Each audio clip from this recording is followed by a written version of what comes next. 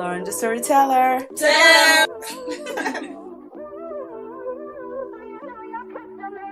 Bonjour tout le monde, bienvenue sur Tell Stories. Alors c'est le 2e épisode et cette fois je vais me concentrer sur une introduction à la caractérisation et la création du personnage. Alors je vais rester très en surface pour l'instant, mais c'est pour vous amener doucement vers des conseils qui seront un peu plus techniques, un peu plus compliqués, et pour que vous ayez une idée générale de comment avancer dans la création de votre personnage. Si vous avez écouté le premier épisode, comme je vous l'ai expliqué, il y a les gens qui structurent point par point le récit et les gens qui ne structurent rien du tout, que j'appelle les fous. Il n'y a rien de péjoratif dans cette appellation et qui vous permet en fait d'être beaucoup plus libre dans votre écriture. Typiquement, par exemple, les conseils que je vais donner peuvent être des règles assez souples pour créer le personnage tout en ayant la liberté d'aller dans la direction que vous souhaitez, mais en gardant une espèce de cohérence au personnage que vous créez. Alors typiquement, par exemple, pour un personnage que vous créez assez rapidement, qui va être différent des prochains conseils que je vais donner, qui vont être très techniques, beaucoup plus structurés et un peu plus en détail, particulièrement pour ceux qui aiment structurer leurs histoires, il y a 3 choses qu'il faut garder en tête. Un personnage de qualité, c'est un personnage avec une personnalité intéressante et des traits spécifiques. Un personnage qui aura un effet, ou plutôt une influence unique sur l'intrigue. Et un personnage qui va prendre des décisions inhabituelles. Donc je vous explique. Alors, un personnage avec une personnalité intéressante et des traits spécifiques. Qu'est-ce que j'entends par là ? Donc en général, c'est une combinaison inédite de défauts et de qualités. Là encore, il faut caractériser inédite. Pourquoi est-ce que c'est inédit ? Souvent, en littérature, particulièrement jeunesse, mais en général, même dans les séries, dans les films, c'est bourré de stéréotypes, de clichés. Je ne vais pas me perdre dans ce sujet. Mais dans la création de personnages mémorables, en général, ils sont mémorables car ils ont justement une combinaison de défauts et de qualités inédites.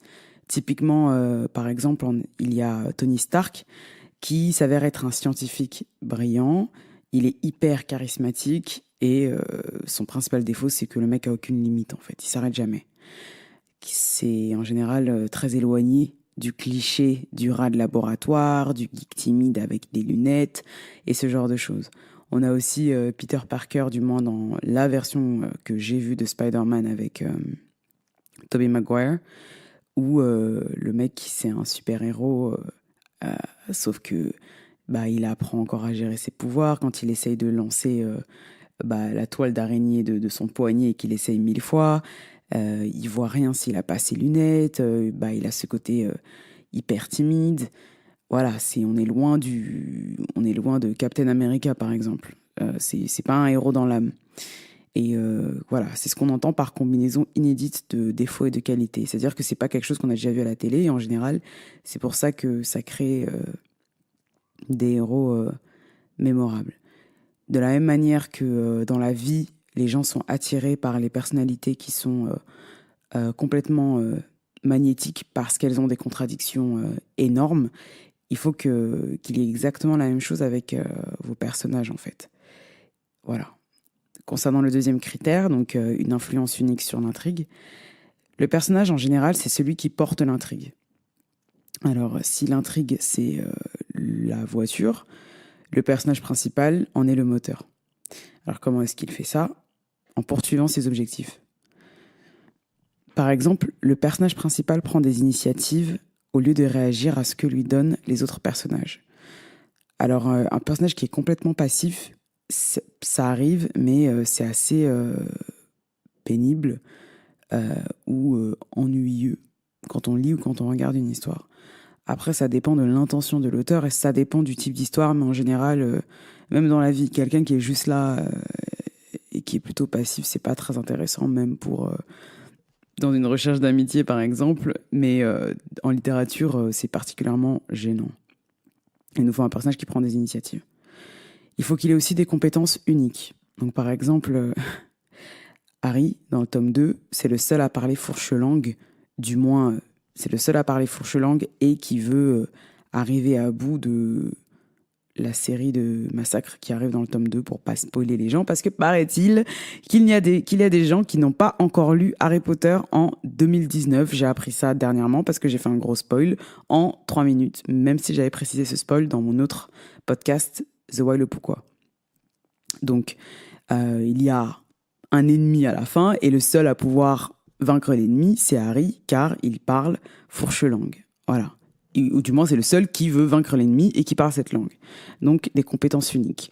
Ou typiquement, on a Hermione qui a une espèce d'intelligence surdéveloppée. C'est grâce à ses compétences et à cet intellect qu'ils arrivent en général à s'en sortir. Ou alors, on a Neville qui a des compétences incroyables en botanique. Et puis, il me semble que dans le tome 4, c'est lui qui aide Harry par rapport à une chose qu'il n'arrivait pas à faire.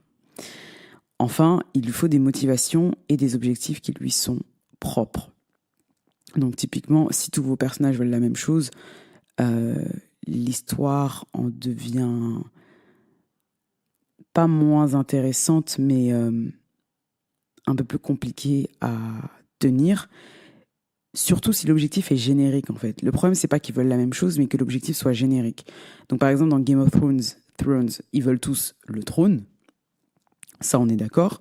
Mais pour des raisons qui sont très spécifiques à leur backstory, comme on dit, donc leur histoire personnelle, leur jeunesse, adolescence, comment ils ont grandi et qu'est-ce qui les constitue en tant que être humain et la personne qu'ils sont devenus au présent.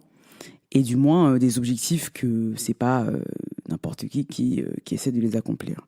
Alors je m'explique, moi je lis pas mal de fantasy et je fais aussi beaucoup de fantasy, donc en général les objectifs en fantasy c'est des choses qui nous dépassent complètement. Donc mettre à bas tout un État, faire tomber un gouvernement, chercher une pierre philosophale, ce genre de choses. Donc par exemple Daenerys dans Game of Thrones, donc je ne spoil pas, pareil, elle veut le trône de fer car sa famille a été bafouée, son père a été tué, elle a perdu un de ses frères, et elle estime que le trône lui revient parce que sa famille a régné pendant un certain temps, avant que le dernier roi, Robert Baratheon, au début de Game of Thrones, usurpe du trône. Donc elle a des raisons qui lui sont propres. Donc c'est pas moi je n'ai pas comme objectif de me lever d'aller chercher un trône, par exemple, typiquement. Les motivations qui feraient que j'ai envie du trône, il y en a pas en fait. Et justement, de toute façon, je reviendrai sur Game of Thrones, je ferai une analyse détaillée des objectifs de chaque personnage où j'expliquerai ce que chacun veut. Et vous verrez que les motivations, c'est littéralement, comme j'ai dit plus tôt, le moteur du personnage, c'est ce qui le fait avancer. Enfin, je vais vous parler des décisions inhabituelles, qui est le dernier critère qui rend un personnage intéressant et inoubliable. Alors typiquement, les décisions inhabituelles, c'est quand dans la même situation, quelqu'un aurait fait le truc le plus logique. Votre personnage ou le personnage secondaire, il va prendre la décision que la majeure partie des gens dans cette situation ne prendraient pas. Donc là, je vais vous donner des exemples précis aussi, parce que ça sert à rien de donner des exemples de la vie, parce que la vie n'est pas structurée en fait, elle est complètement imprévisible. C'est la raison pour laquelle on lit de la littérature, parce que c'est structuré justement. Alors dans le tome 1, Neville, Londubat, essaye d'empêcher Harry de sortir du dortoir. Pourquoi est-ce que c'est inhabituel ? Parce que Harry est le personnage principal, donc on pourrait croire qu'a priori il fait un peu ce qu'il veut dans la limite de ce que les adultes l'empêchent de faire, et là c'est un autre élève qui l'empêche de faire. Pourquoi cet élève prend cette décision et pourquoi est-elle inhabituelle ? La raison pour laquelle il prend la décision, je ne vais pas vous spoil, il faut lire le tome 1. Pourquoi est-ce que c'est inhabituel ? Parce que c'est son ami en fait. Alors pourquoi en tant qu'ami, il va l'empêcher de faire quelque chose qui est pour le bien de tous ? Ça, c'est complètement inhabituel. Et du coup, ça force Harry à prendre une décision qui est aussi inhabituelle dans le cadre d'une amitié, particulièrement dans le livre. Dans la vie, ça c'est une autre histoire, mais particulièrement dans le livre. On a Peter Parker dans Spider-Man, je vous parle de la version avec Tobey Maguire, qui laisse le voleur s'enfuir. Et d'ailleurs, il me semble même que le voleur lui dit merci, alors que dans n'importe quelle autre situation, du moins dans un livre, le personnage ou quelqu'un aurait arrêté le voleur. C'est-à-dire qu'un vrai héros, il aurait arrêté le voleur, ou dans la vie, si c'est un mec un peu valeureux et vaillant, il aurait essayé, ou du moins pas arrêté, mais essayé d'arrêter le voleur. Peter, il le regarde, il me semble même qu'il l'aide un peu, et le mec lui dit merci, et c'est tout. Dans Split, donc le film avec... comment il s'appelle? J'ai oublié son nom et j'ai pas envie de retarder le podcast. On a Casey, qui est la jeune fille kidnappée, qui ne profite pas de l'opportunité de s'enfuir comme ses camarades qui sont kidnappés aussi, mais qui essaie d'entamer un dialogue avec le kidnappeur, en fait. Alors ça, pareil, complètement inhabituel, complètement inédit. Et du coup, nous, en tant que spectateurs, ça nous force à nous intéresser encore plus au personnage, encore plus à l'histoire, et on est attiré par cette intrigue, en fait. Pourquoi est-ce que la go, elle fait ça? Donc typiquement, c'est ce que tu te dis quand tu regardes une scène où le personnage prend une décision complètement inhabituelle. Donc voilà. Alors, c'est tout pour aujourd'hui. J'espère que ça vous aura plu. Si vous avez des questions, n'hésitez pas à poser des questions en commentaire. Je vous rappelle que c'est très en surface ce que je vous ai dit. Je rentrerai dans les détails dans les épisodes à venir. Et si vous aussi, vous avez des idées de personnages que vous aimez, que vous n'aimez pas aussi d'ailleurs, et qui correspondent aux critères que je viens d'énoncer, n'hésitez pas à laisser vos exemples en commentaire. Comme d'hab, vous pouvez me suivre sur mes réseaux sociaux. Comme d'hab, c'est TLM Lorraine partout, Instagram, Twitter, YouTube, Facebook aussi. Et je reviendrai avec des choses beaucoup plus détaillées. Merci et passez une excellente soirée, journée, nuitée, peu importe où vous êtes dans le monde. Bisous!